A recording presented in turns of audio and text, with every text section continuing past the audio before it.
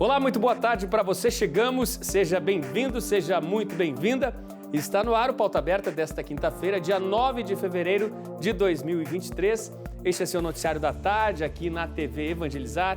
A você de todo o país, ligadinho com a gente aqui, muito obrigado pelo carinho da sua companhia. Vamos juntos então a partir de agora com nossos destaques do jornal de hoje. A inflação oficial do país fecha em 0,53% em janeiro, puxada principalmente pelos grupos transportes e alimentos e bebidas. Os números divulgados nesta quinta pelo IBGE mostram que houve desaceleração na comparação com o mês de dezembro. Mostram também que no acumulado de 12 meses, este avanço do IPCA ficou em 5,77%. Desconto máximo permitido para a contratação de empréstimo consignado aos beneficiários do Auxílio Brasil passa a ser de 5% do valor total do benefício. A nova regra está numa portaria publicada hoje no Diário Oficial da União. Mais de 72 horas depois do terremoto que devastou cidades na Síria e na Turquia, a esperança das equipes de resgate diminui a cada momento. Por isso, todos correm contra o tempo para ouvir algo sobre os escombros. O frio extremo, a falta de alimentos e de água a cada possível sobrevivente tornam ainda mais desafiador o trabalho dos socorristas. Pelo menos 20 mil mortes já foram confirmadas em consequência dessa tragédia. E prepare-se, no programa de hoje você vai conhecer um empresário que virou colecionador de bicicletas. O que no início era só brincadeira, virou coisa séria e hoje vai te surpreender. Fique ligadinho com a gente, o Pauta Aberta começou.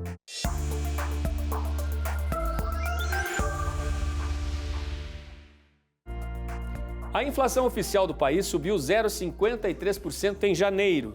Pelo quarto mês seguido foi registrado um cenário assim, de aumento na média de preços. Mas, importante destacar, há um detalhe nos números de janeiro. Em comparação com dezembro do ano passado, o cenário é de desaceleração. Se a alta média dos preços em dezembro era de 0,62%, agora ficou em 0,53%. Sempre aí um alívio ao consumidor. Os números foram divulgados nesta quinta-feira pelo IBGE. Olhando para os últimos 12 meses, a inflação de janeiro teve alta registrada de 5,77%, com alta confirmada em 8 dos 9 grupos que são pesquisados. Acompanhe na tabela. No setor comunicação, a alta foi a mais expressiva, de 2,09%. Em despesas pessoais, este crescimento nos preços chegou a 0,76%. Artigos de residência ficaram 0,7% mais caros. O grupo Alimentação e Bebidas, que teve aumento de preços de 0,59%, foi o que mais impactou nos números oficiais da inflação de janeiro. No grupo Transportes, alta de 0,55%. Em Educação, 0,36%. Em Habitação, 0,33%. Em Saúde e Cuidados Pessoais, 0,16%. E o grupo Vestuário foi o único onde foi verificado um recuo nos preços, de 0,27%. Ao separar o grupo que mais impactou na alta do IPCA de janeiro, de alimentação e bebidas, o destaque ficou para o aumento de preços bem mais expressivo na batata inglesa, 14,14%, na cenoura, 17,05%. O tomate também teve forte alta, de 3,89%. O preço médio das frutas avançou acima dos 3% e o arroz ficou 3,33% mais caro. Itens que registraram queda de preço mais acentuada foram a cebola, 22,68% de recuo, o frango em pedaços, queda de 1,68%, e o preço médio das carnes, que recuou também 0,47%. No grupo Transportes, que foi o segundo que mais impactou no avanço de 0,53% na inflação de janeiro, os preços de combustíveis foram os que mais contribuíram para puxar a média de preços para o alto. O preço médio dos combustíveis ficou 0,68% mais alto, com um avanço de 0,83% na gasolina, de 0,72% no etanol. Neste mesmo grupo, o IBGE destacou a alta nos preços das tarifas de ônibus em cidades importantes como Rio de Janeiro e Vitória, e deu destaque ao aumento nas tarifas de pedágio, 5,08% em São Paulo, 4,12% em Vitória, 2,14% em Curitiba. O governo federal publicou uma portaria nesta quinta-feira limitando a 5% o desconto mensal para beneficiários do Auxílio Brasil que contratarem empréstimo consignado. A portaria também limitou o número de prestações do empréstimo a 6 parcelas mensais e sucessivas. Com essa decisão, o valor máximo que poderá ser contratado vai ser aquele em que as parcelas comprometam até 5% do valor mensal do benefício. A portaria também limitou o número de prestações do empréstimo a 6 parcelas mensais e sucessivas. Antes, o número máximo de parcelas era de 24 mensais. Além disso, a taxa de juros não poderá exceder 2,5% ao mês a partir desta quinta-feira. Antes, a taxa de juros era de 3,5%, com cada instituição financeira podendo adotar uma taxa diferente, respeitando esse teto. No caso da Caixa, o banco havia estabelecido uma taxa de 3,45% ao mês.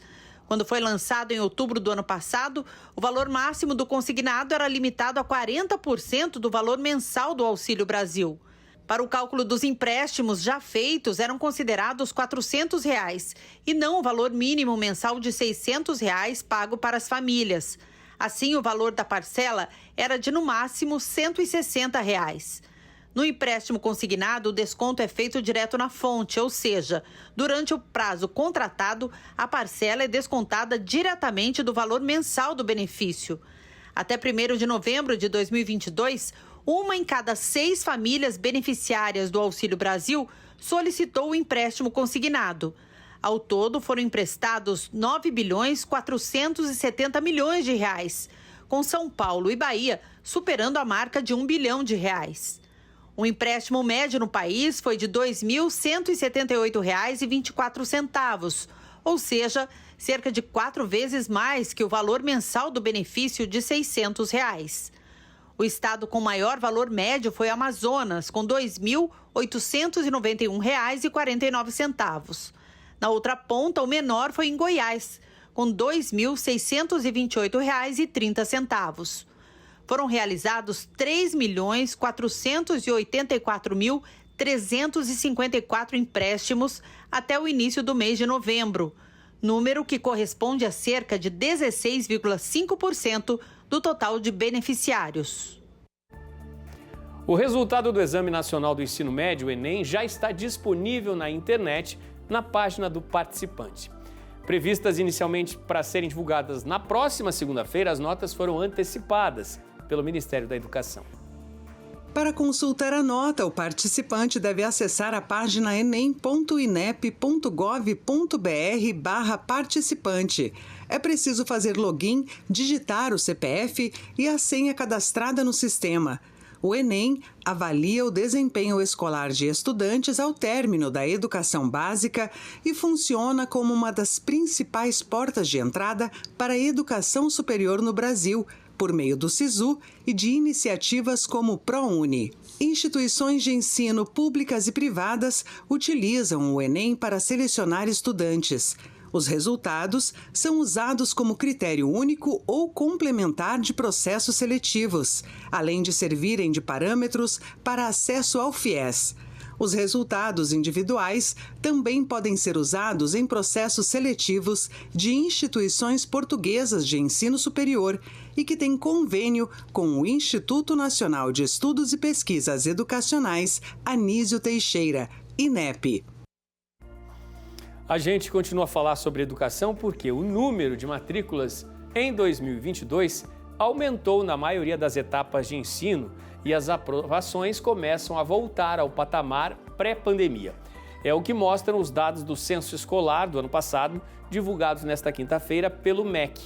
Pelo levantamento, houve aproximadamente 100 mil novas matrículas no ensino médio e 260 mil no ensino profissional no ano passado. Crescimento registrado também na educação infantil. 36% das crianças até 3 anos frequentaram a escola em 2022. A meta para 2024 é atingir 50% desse público. A pesquisa revela aumento no número de matrículas em 2022 na maioria das etapas de ensino e confirma que as aprovações começam a voltar ao patamar pré-Covid-19. Houve cerca de 100 mil novas matrículas no ensino médio e 260 mil no ensino profissional. Crescimento também na educação infantil. 36% das crianças até 3 anos frequentaram a escola no ano passado. A meta para 2024 é atingir 50% desse público.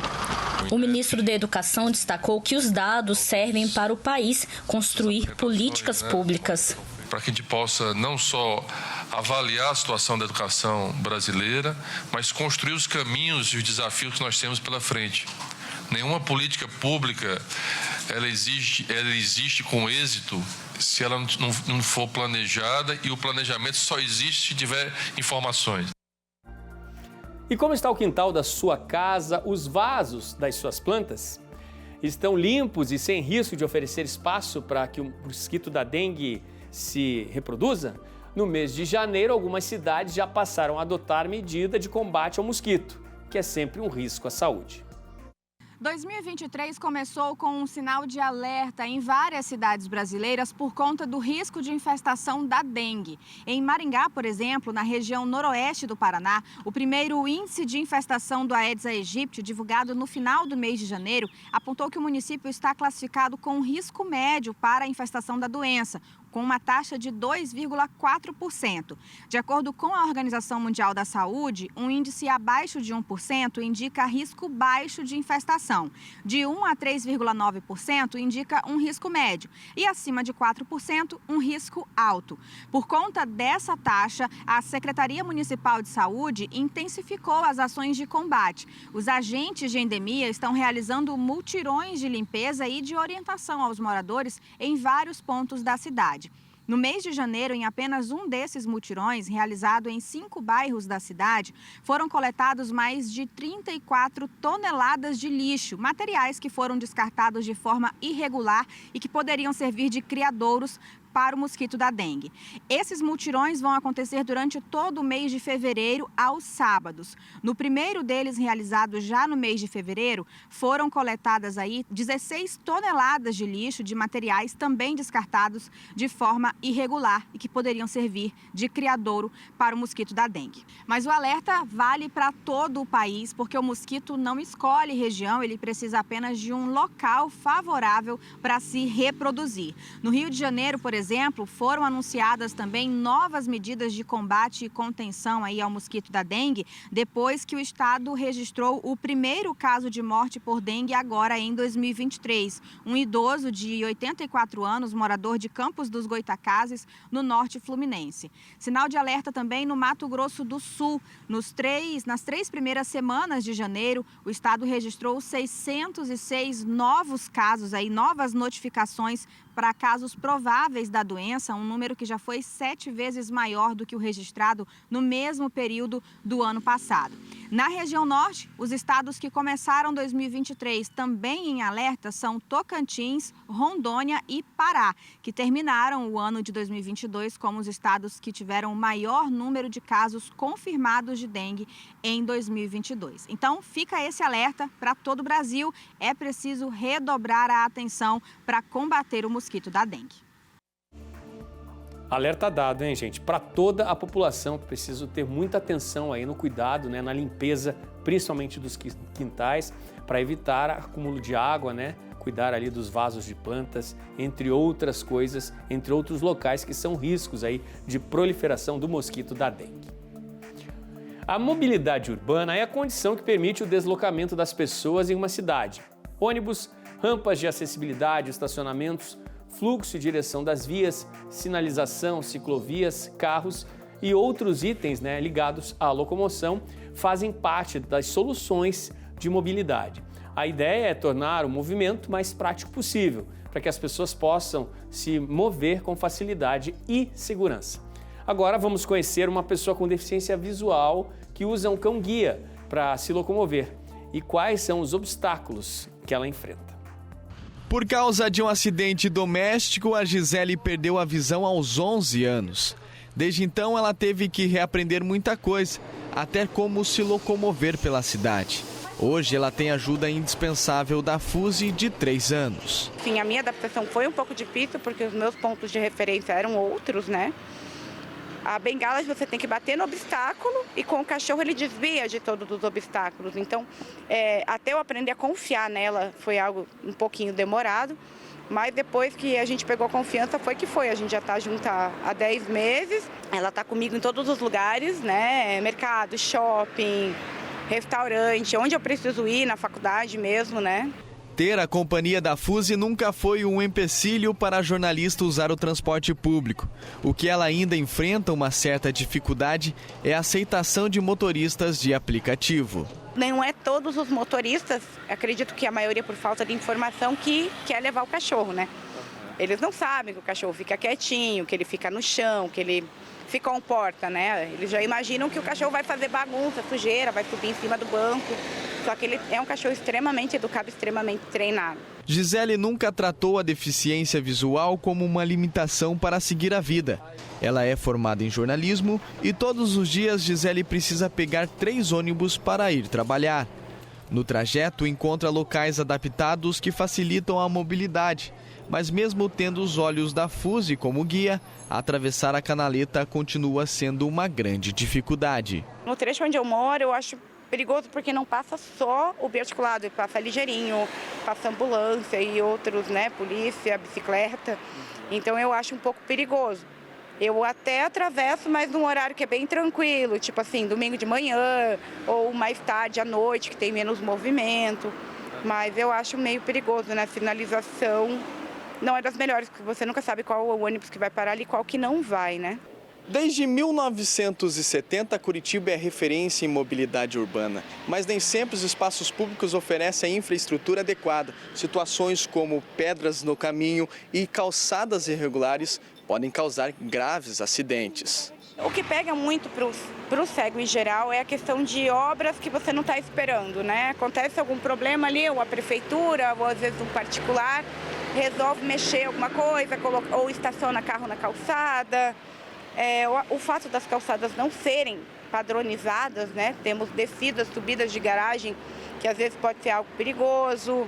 Mesmo que a cidade tenha adaptações para garantir a mobilidade de pessoas com deficiência, a total inclusão ainda existe apenas no mundo ideal. Vamos para o intervalo, gente? No próximo bloco, a corrida contra o tempo das equipes de resgate em busca de sobreviventes do terremoto que devastou cidades e que já deixou mais de 20 mil mortos na Síria e na Turquia.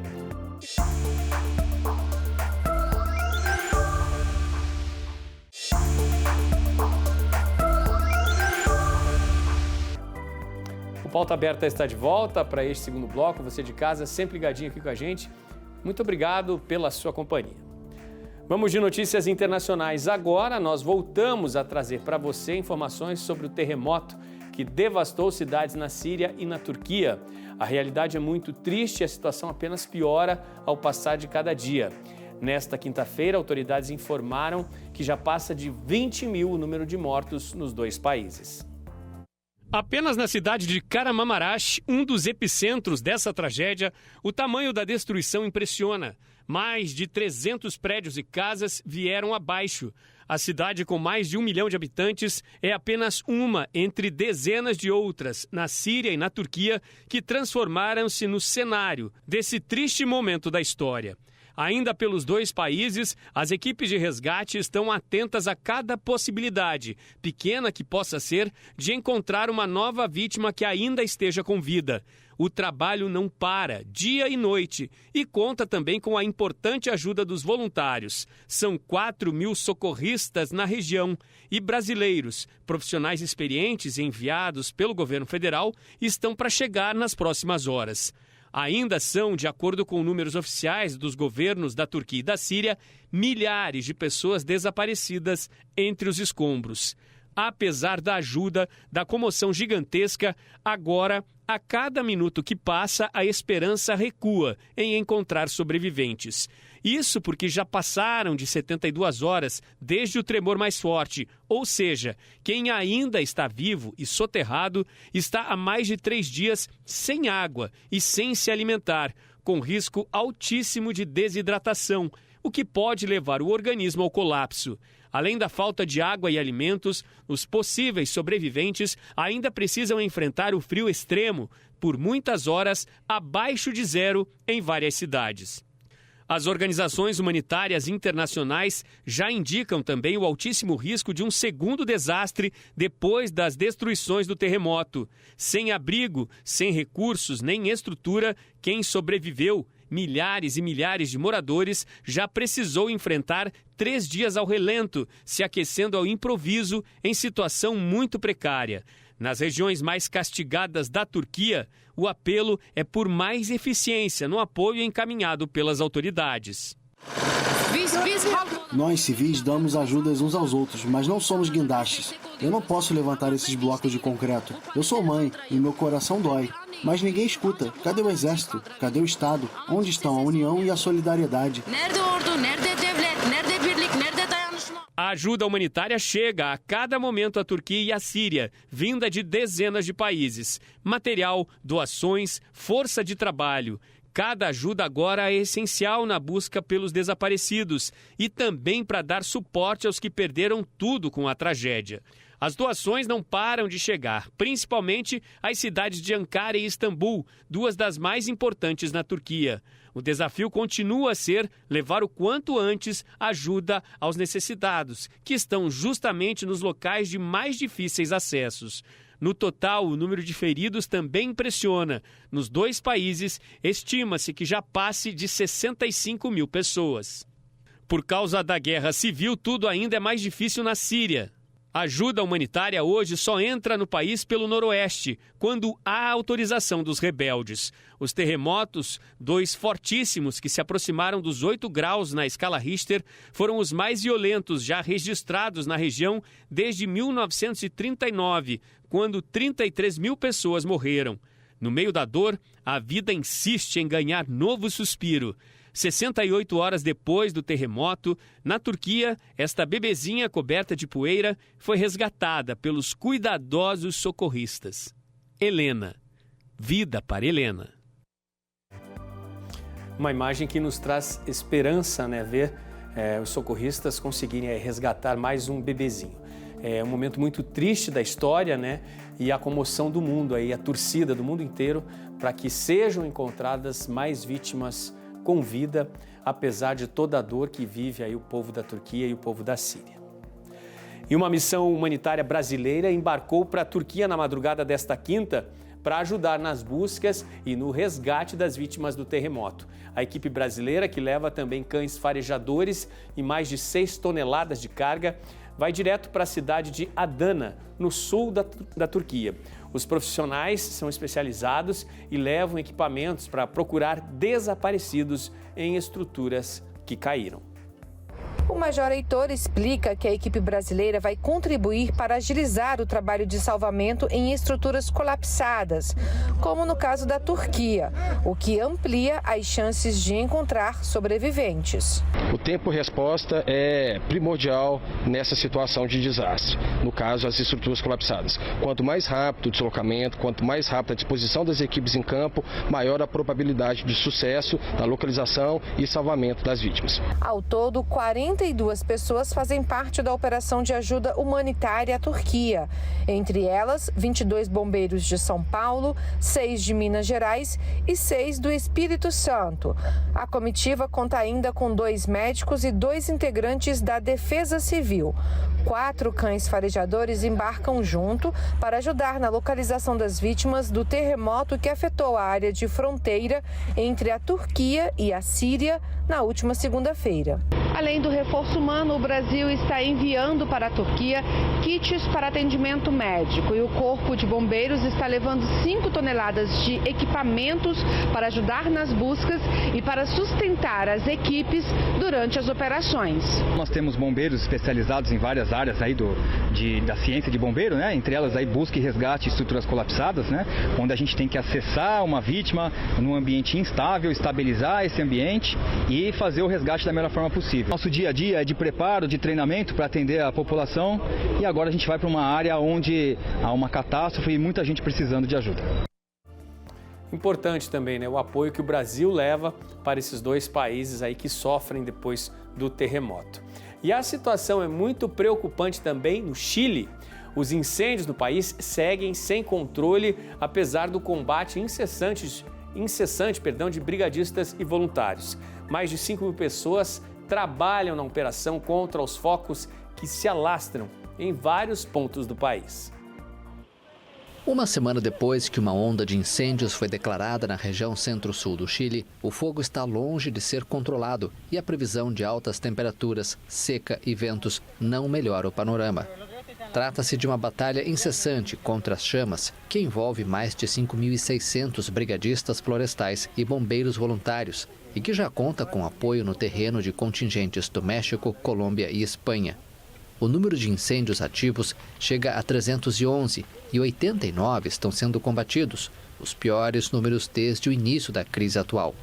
As chamas arrasaram 309 mil hectares nas regiões de Maule, Nuble, Biobío e La Araucanía. O último balanço mantém o número de mortos em 24, enquanto os feridos chegam a 2.180. Os incêndios destruíram 1.180 residências e deixaram até agora 5.560 pessoas desalojadas. Gente, o carnaval está chegando e o glitter é um dos itens muito usados pelos foliões. Mas é um produto que pode também prejudicar o meio ambiente, você sabia? E você que está se preparando para a folia, fique sabendo também que já existem opções de glitter biodegradável, como essa que você vai conhecer agora e que é produzida por uma empresa em Pernambuco. Assim como o plástico, o glitter é um produto que demora longos anos para se decompor na natureza. Por isso, é necessário que depois de uma boa produção, o descarte seja feito da maneira correta. O nosso glitter biodegradável ele vem da Alemanha, vem de uma indústria extremamente regulamentada. Ele pode se dissolver tanto na água quanto no solo. Ele é de polímero da mandioca e aí ele é uma partícula que brilha. É o que eu sempre falo, a premissa do glitter é brilhar. Então, para a gente não é suficiente ter uma partícula colorida. Então, quando a gente decidiu ter essa linha biodegradável, era uma linha de glitter de verdade biodegradável. E aí a gente lançou uma outra coisa, que é o que eu sempre falo para as pessoas. O ponto importante do glitter é a retirada. O que a gente usa, a gente tem os vidrinhos que variam entre 6 e 8 gramas e eles duram, assim, 5 anos.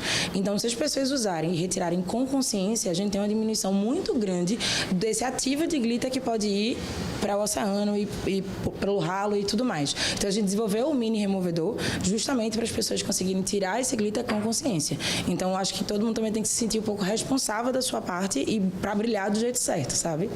A gente tem como se fosse um removedor de poeirinha de roupa. Então, a gente fez ele com cabinhos coloridos, a gente tem 6 cores diferentes e tem 20 folhas aqui. Então, as pessoas podem retirar tanto do rosto quanto do corpo e descartar o glitter no lixo, que é a forma que a gente ensina todo mundo a retirar por aqui. Criatividade, né, e também a preocupação, né, com o meio ambiente até na hora de inventar um equipamento que consegue retirar o glitter, esse enfeite que é tão importante no carnaval. Ainda falando sobre o carnaval, olha só as possibilidades que vem com a festança em Pernambuco. Em Olinda, ali do ladinho de Recife, estão abertas até dia 15 de fevereiro as inscrições para quem deseja trabalhar como catador de material reciclável nesse período de festa. As inscrições já estão disponíveis, são gratuitas e podem ser feitas por meio de um formulário virtual e também de forma presencial na Secretaria Executiva de Meio Ambiente, localizada na Estrada do Bom Sucesso, número 306, das 8 horas da manhã até a 1 hora da tarde.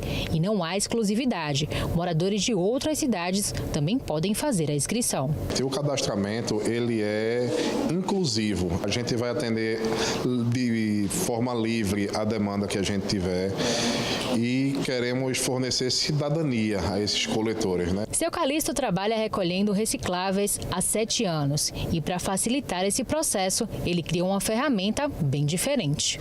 Esse aqui é o alongador de mão. Ele alonga a mão para você pegar atrás de muro ou tiver fora do alcance, você é só ir buscar que ele vai pegar. José Augusto também não perdeu tempo e veio logo fazer o cadastro, já que esse é um período que os ganhos financeiros costumam ser bem maiores. E ele já tem planos para o dinheiro extra que vai ganhar. Eu consegui ganhar um terreno na ocupação que eu estava, aí já vai ser o dinheiro para construir minha casinha, né? Para sair da situação de rua. E todo o material reciclável que for recolhido durante os 4 dias de carnaval vai ser trazido aqui para esse galpão. Aqui ele sofre um processo de triagem, tá certo? E beneficiamento, tanto na linha do plástico quanto na linha dos metais não ferrosos, no caso as latinhas. Ela é processada, ela é separada e encaminhada para o processo da prensa. Nós estamos disponíveis para o Carnaval 2023 1.200 catadores, onde eles vão receber os EPIs, camisa UV e outros materiais. E além disso, com o café da manhã para todos os catadores. Nós também estamos convidando aos catadores, aquelas pessoas que não são catadores, que queiram ganhar um dinheirinho extra, também está disponível o cadastro para ele. Oportunidades, né, nessa época de festa que chegam para tanta gente. Você já pensou em não ter que sair de casa para comprar frutas e legumes?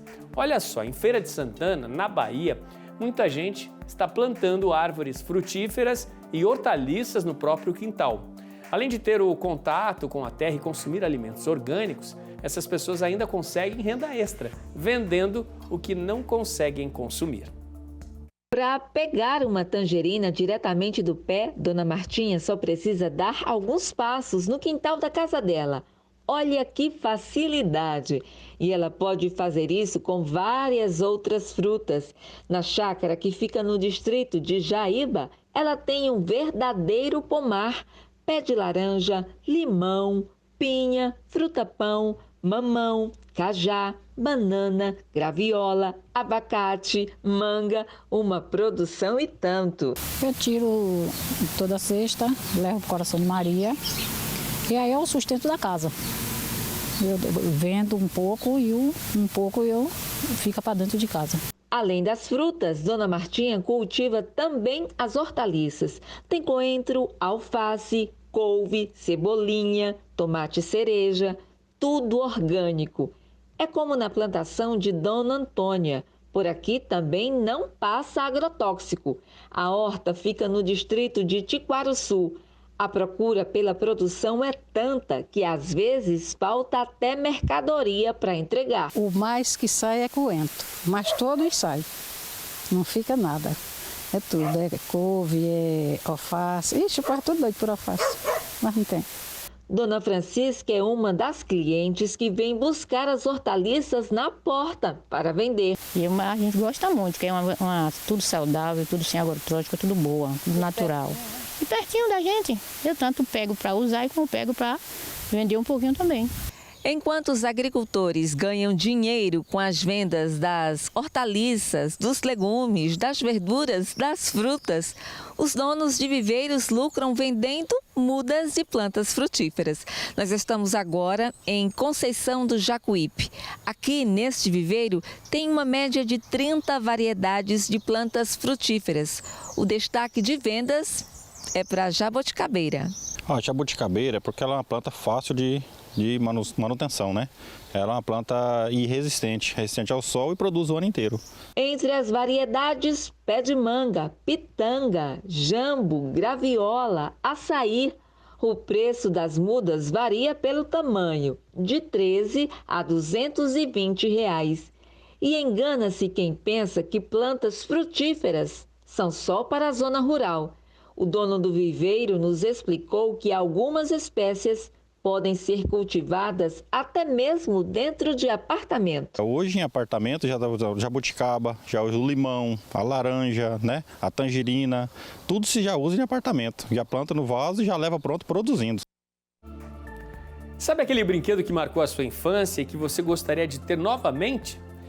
Pois é, o Lucas, o nosso repórter, o Lucas Marconsoni, conheceu um empresário que comprou uma bicicleta igualzinha à que ele tinha quando criança. E mais, a brincadeira tomou grandes proporções. Você vai se impressionar com as raridades de magrelas antigas que o empresário coleciona. Olha só. Para quem vê o Edson andando de bicicleta, não sabe o tamanho da paixão que ele tem pelas bikes. Aos 6 anos de idade, ele ganhou a sua primeira magrela. E ela foi tão marcante na sua vida que décadas depois ele comprou uma igualzinha e pendurou na parede da sua casa. Naquela época era o sonho de qualquer garoto. Ganhei uma Caloi Aro 22, vermelha e branca. E essa Caloi eu usei durante bastante tempo. Era a brincadeira de todos os garotos da época andarem de bicicleta. Há 20 anos atrás, o Edson comprou a primeira bicicleta para decoração. De lá para cá, ele tomou gosto pela coisa. Comprou 1, 2, 3, são mais de 30 bicicletas que ele tem guardado com muito carinho. Me passava pela cabeça andar de bicicleta, mas colecionar bicicleta ou ter bicicletas antigas nunca tinha me passado pela cabeça. Comprei essa Torpedo e levei ela para a sala da minha casa. Achei que a minha esposa ia me matar e no fim aquilo virou uma atração. Na casa dele, as magrelas estão por todo lado e em uma grande variedade de origem. Tem bicicletas alemãs, francesas, suíças. Uma parte da coleção é de bicicletas originais, sem restaurações. O que importa é ela estar com todos os elementos da originalidade. Então, os puristas gostam disto. Eu tenho algumas bicicletas que resguardam os elementos do purismo. Na coleção do Edson tem também as bicicletas restauradas e o foco principal deles são as bicicletas com mais de 70 anos. São bicicletas que ficam como se tivessem saído da loja há 70 anos atrás. O meu foco de bicicletas é logo após a Segunda Grande Guerra. Uma verdadeira raridade que o Edson comprou lacrada de um museu com todas as peças originais sem uso é a bicicleta alemã NSU, que está pendurada em um quadro todo especial. Mas existe uma das bikes que mais chama a atenção do colecionador.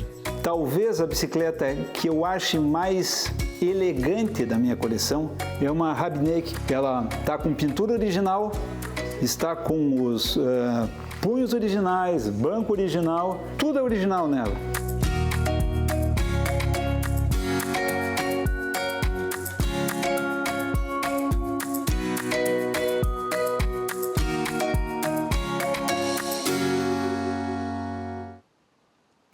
Impressionante, né? E belíssima a coleção desse empresário, o Edson Isfer.